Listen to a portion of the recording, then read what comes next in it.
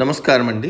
భగవద్గీతలో నేడు 14వ అధ్యాయము గుణత్రయ విభాగ యోగమునందు 26వ శ్లోకము తాత్పర్యం వినిపిస్తున్నది మీ విజయభాస్కర్. మాం చయో వ్యభిచారేణ భక్తి యోగేన సేవతే సగుణాన్ సమతీత్యైతాన్ బ్రహ్మభూయాయ కల్పతే.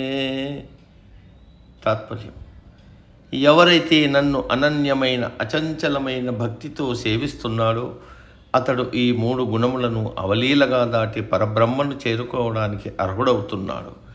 పైన గుణాతీతుని లక్షణముల గురించి చెప్పాడు. పై లక్షణములు మనకు రావాలంటే దానికి ముందు మనం ఒక పని చేయాలి. అదే కృష్ణుని యందు అనన్య భక్తి, అచంచలమైన భక్తి, ఏకాగ్ర భక్తి కలిగి ఉండాలి.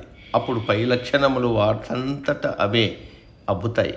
ఆ తర్వాత పరబ్రహ్మను చేరుకోవడానికి మార్గం సుగమమవుతుంది.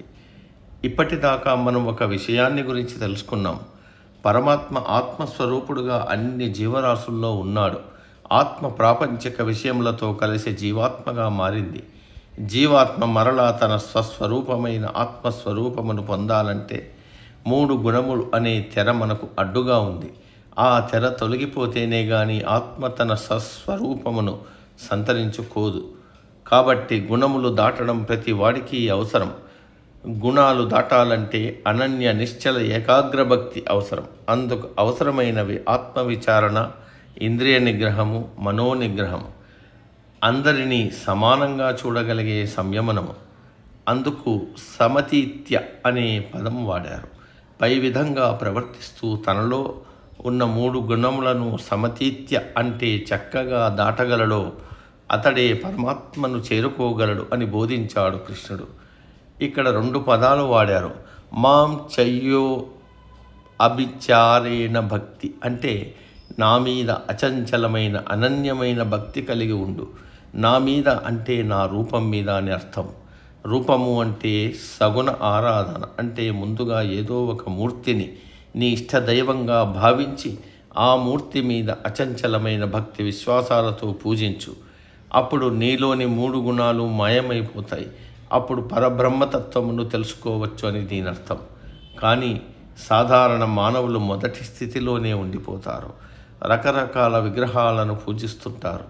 ఏ విగ్రహానికి హారతి ఇవ్వకపోతే ఎవరికి కోపం వస్తుందో అంటూ హారతులు, నివేదనలు సమర్పించడంలో మునిగిపోతారు. కానీ భక్తి ఉండదు. ఒకవేళ భక్తి ఉన్నా అది రోజుకో దేవత మీద ఉంటుంది. గురువారం సాయిబాబా ఆలయం ముందు ఉన్న క్యూలు శుక్రవారం అమ్మవారి ఆలయం ముందు, శనివారం వెంకటేశ్వర స్వామి ఆలయం ముందు కనిపిస్తాయి.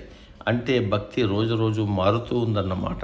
సర్వదేవ నమస్కార కేశవం ప్రతిగచ్చతి అని అందరికీ తెలుసు, కానీ ఎవరూ ఆచరించరు. అందుకే కృష్ణుడు కాస్తంత కటువుగా అవ్యభిచారేణ అని భక్తి అని అన్నాడు. అది భక్తిలో వ్యభిచారం ఉండకూడదు అని చెప్పాడు. నేటికి సమాప్తం. తదుపరి శ్లోకం రేపటి రోజు. సర్వే జన సుఖినో భవంతు. అందరూ బాగుండాలి, అందులో మనం ఉండాలి.